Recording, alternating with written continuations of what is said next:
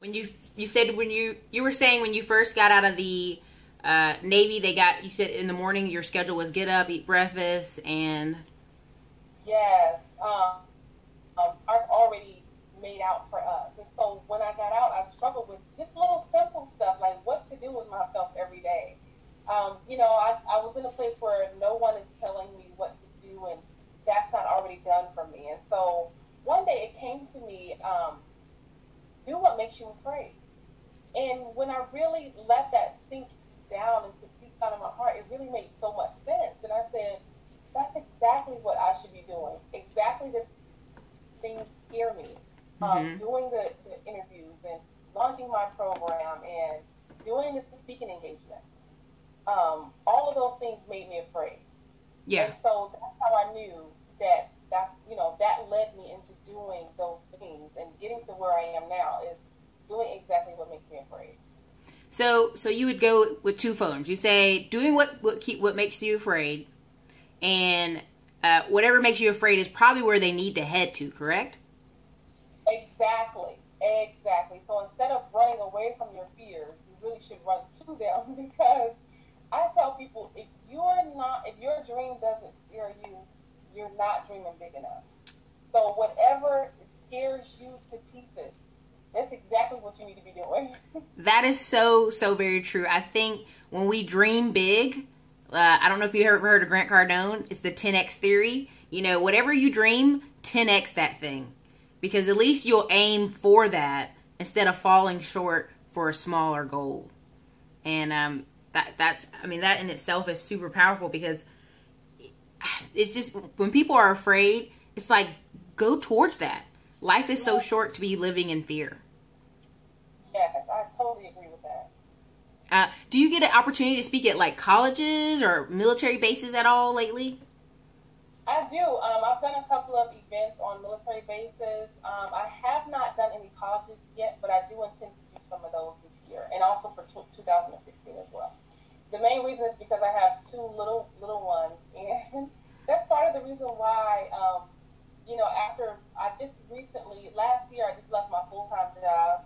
I just took the leap. I said I'm about to leave this job, and I'm going full speed ahead in my business because I have a 10-month-old baby boy and I have a 4-year-old daughter. Wow, 10 months. That's the reason why I left. I said, you know what, I'm going to stay home and take care of my baby. And so that's the only reason why I have not done as many speaking engagements because he's so small. But he's turning 1 in September, so after he turns 1, I'm going. See, baby, this is the point of owning your own business, though, right? That you get time to stay home with your 4-year-old and your 10-month-old. You know how many women are like crying because they're at work and their baby's at daycare? Yes. I've literally seen it. Yeah. I've literally seen women be so upset, and I go, what numbers do you have to put in front of you to be able for you to stay home? Or what do you need to do in order to have time with your children? And if nothing else, start a business so you have that future time with your babies. Right, exactly. And that's why I really love being able to help women because it gives you the ability to be able to have the freedom. I have the choice of, my daughter, she's out of school for the summer, but I was able to pay for her tuition to go to a private school, stay home with my little baby, so that's why so many women are starting businesses now where they can coach from home.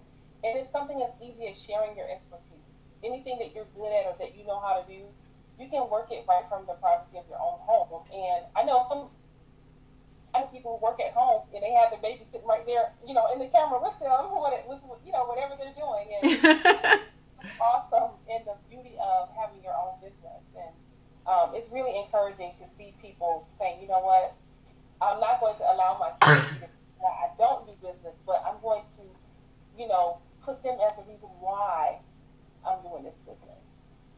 See that? So there was an article I just read about.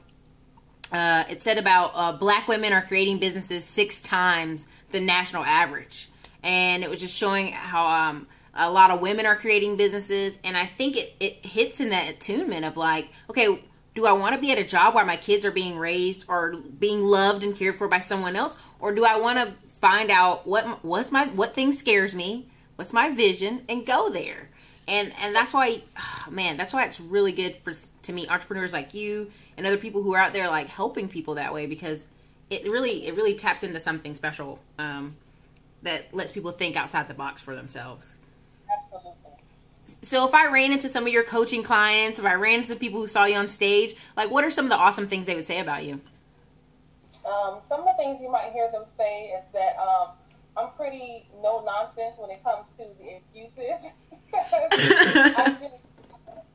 I am an overcomer, and I tend to attract people who are to the place where they're ready to overcome some things, and so I immediately start, dealing with those objections or those excuses why, that person is not, moving forward. But I really care about my clients, and that's another thing that they will tell you. I really care about their success, and I want to see them win. And so I'm really passionate when I get that new client or work with clients that I've worked with in the past. I'm looking for them to skyrocket ahead. So I'm one of those people who, I'm working just as hard for my clients as I'm working for myself, because the way that I was raised, I didn't grow up with a lot of money. My mom was a single mom for a long time, and my mom did not finish high school, and I have 4 degrees. So I didn't allow that to be a reason for me not to move forward or ahead. My mother used to always tell me, I want you to be better than me. Don't do what I've done. I want you to do better than what I've done. And, part of the reason why I'm such a go-getter. So I believe in people starting from zero and becoming heroes, literally, because it doesn't matter where you started. And that's why I approach my coaching and my speaking the way that I do, is because I love seeing people who start from nothing. You can start from poverty. You can start from not being educated, and you can really start breaking cycles, not just, for you personally, but for your family. I'm the first person in my family to even go to college. And so those are just some cycles that I've been able to break. And so when I coach and when I speak, I'm taking that approach from, you don't have to, worry about where you're starting from. Just focus on the future, and don't allow the things that you had no control of your success. That's so important. I mean, I come from our parents got divorced pretty early, and my mom was in the military, and being able to see her and her other coworkers get up and do, I think when your kids get older, they'll probably tell you the same thing. Even though they didn't see you in uniform, they'll have those pictures and they'll show their friends, and it's a pride there. And I think it's so important to get the mental map straight. When our kids have a big vision of themselves, you want them to keep that because they'll live up to it. And so I think it's just so important that when you're tackling, coaching clients who have fear issues, it's like, where did they lose that mental map of themselves of who they could be? And so I think that's really good. I like that, because I think people hear single parent moms and they think, oh my God, their kids have no future, or their kids will have no accomplishments. And unfortunately that's not true. We shouldn't build that ideal up. That's false. So there's something I ask a lot of people. If knowing what you know now, and let's say we go back to, I guess, when you first got out the Navy, or we could even go back to when you were 18 and you had $500, but you know everything you know right now today, what would you do? I think that I probably would have invested that money into this. The way that I've done things for a very long time is, if I had a small amount of money, and knowing what I know now with $500, I would invest that money into some type of training or coaching for myself. Because,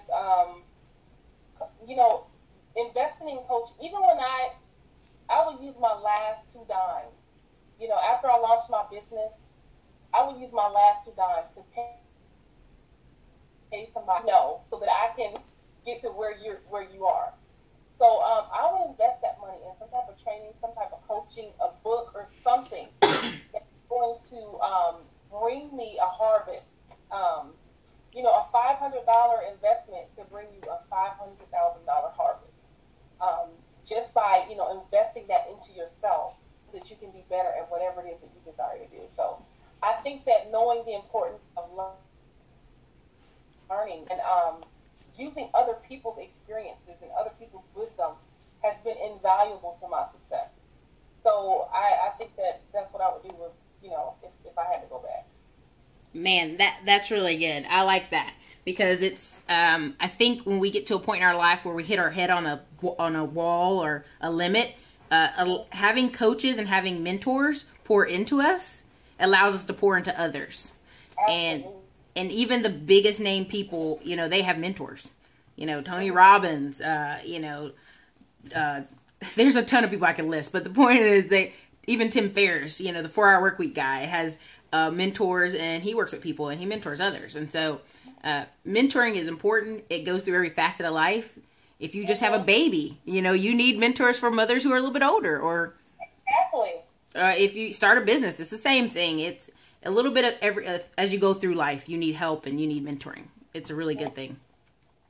I just got to say thank you for your patience today with all our technical uniqueness. I am excited, and hopefully we'll have to do a part 2 someday soon here, and check up on you after September, after your wee one gets one. But yeah, I just want to tell everybody, hey, this is Erica from the Classy Climb blog. Today we're with Miss Shonta Prince of Shonta International. Is that I'm saying it correctly? I think I am, possibly. Shonta International. Yeah, Shonta International. And she's a Navy veteran. She's a speaker. She's a transition specialist. You guys definitely go check her out. Say your website for us, Shonta. www.bootstobrilliance.com, and that's boots as in military boots, bootstobrilliance.com. Everybody will have that in the links below. Thank you guys for being a part of the Slow and Low series. This is Erica, your host, and you guys have a great day.